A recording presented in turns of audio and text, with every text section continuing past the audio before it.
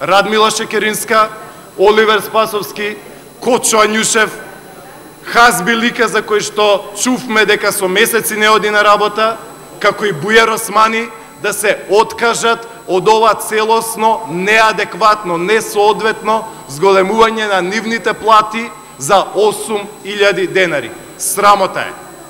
Ве повикувам исто така да водите сметка за буџетот, за јавните финансии, за буџетските обврзници, затоа што народот и граѓаните не ве гласале да предлагате заменици директори во сите јавни предпријатија и сите агенции.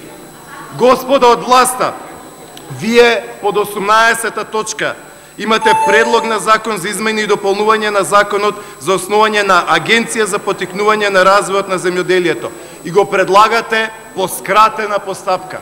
Навистина е срамен предлогот, исто како што е предлогот срамен во кој што сакате да имате секаде нови заменици директори, привилегии и кабинети. Веднаш повлечете ги овие две точки од дневниот ред. Народот и граѓаните го бараат тоа од вас.